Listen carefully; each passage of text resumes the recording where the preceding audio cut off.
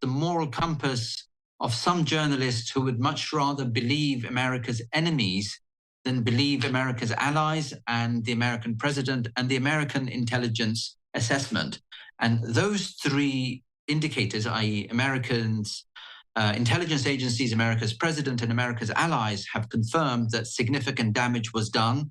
The targets were chosen very carefully, and the nuclear facilities are no longer as strong as they were 3 days or a week ago.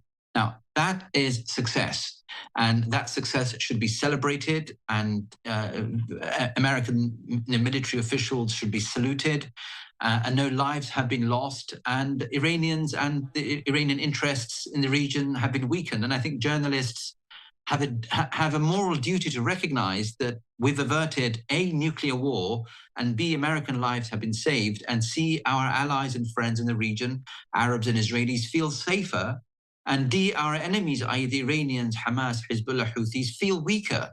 That should be the narrative, rather than navel gazing and saying, President Trump's operations somehow have not achieved what they sought out to achieve.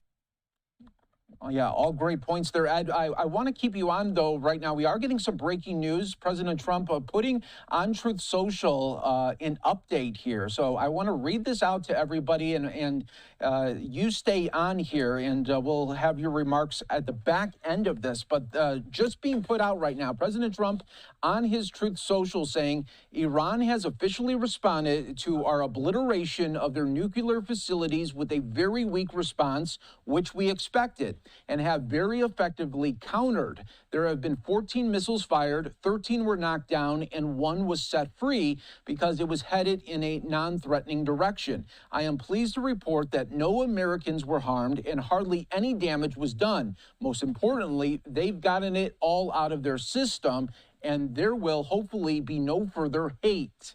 I want to thank Iran for giving us early notice, which made it possible for no lives to be lost and nobody to be injured. Perhaps Iran can now proceed to peace and harmony in the region, and I will enthusiastically encourage Israel to do the same.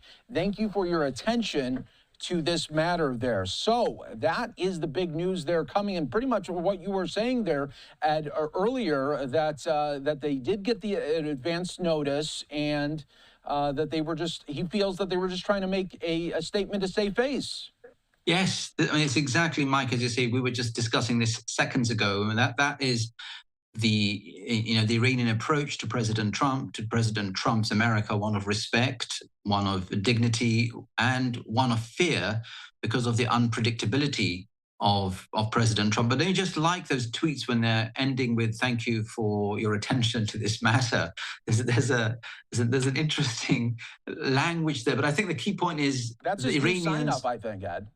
Yeah, there's something about it that's really endearing. Thank you for your attention to this matter. It's very businesslike. It's very, very precise. But I think the real line there is the Iranians alerted the Trump White House to this oncoming attack on Al Udeid Air Base. No lives were lost. The Iranians can pump up propaganda inside the country and say, look, we attacked an American air base. It seems as though now they're ready to de-escalate if they've been in touch with the Trump administration. And it seems as though, from what you've just read, President Trump is now saying to the Israelis and to Bibi Netanyahu, it's time to now de-escalate, bring the war down, and the Iranians want to talk. The Iranians want to engage. Be that via Turkey, be that via the Europeans, or be it directly, we will see in the coming days. But as things stand now, Mike, God forbid that there should be any unexpected developments, or the Iranian Supreme Leader dying, or an internal matter in Iran that we can't foresee. It looks, for the moment, we're reaching a place of sanity, and let's be open about this. American victory. Yeah, very, very true. And I mean, it seems at this moment that everything, the tensions, even when I just read that through, that it seemed like it was lowered to such a way. Now, okay, so it seems like if the U.S. and Iran are somehow on the same page, does that automatically mean that Israel will too? Or will they have their own agenda still and want to maybe pursue? My fear is that Israel has huge numbers of operatives inside the country. My fear is that there's a rogue operation of some sort against the supreme leader. My fear is that there are components inside Iran that think that the government is now so weak, it's time for a revolution of some sort. My fear is that there are elements that inside the IRGC or elsewhere that just feel so humiliated that any surrender from the top guns inside Iran does not cater to their sense of loss in Israel, in Palestine, in Yemen, in Iraq, in Syria, in Lebanon. I mean, they've lost on every front. How do you reconcile that loss, that humiliation, that shame in a country, in a culture that develops on the basis of emotion? So I want to believe President Trump, and I want to believe that we now de-escalate, and that should be the normal course of affairs. But we should not discount or disregard the possibility of a rogue operation in the coming days, weeks, and therefore, it's you've got to thank God that someone like President Trump is in the White House that can look at the situation and know his priorities, know his friends from his enemies, and then realize that no amount of attempts to derail where we are now, a sense of calm, a sense of peace, a sense of balance, should force any greater American action. Well, Ed, it was great to have you on. Thanks so much for your insight and analysis. Also, great to have you on during that breaking news with President Trump's statement and live reaction. Mike, thank you. Yeah, thank you great to talk so with much. you, Mike. Thank you. You have a great one, and we will talk soon. All right, everyone. We'll take another 2-minute break. Stay right here with us. More to come on Live Now from Fox.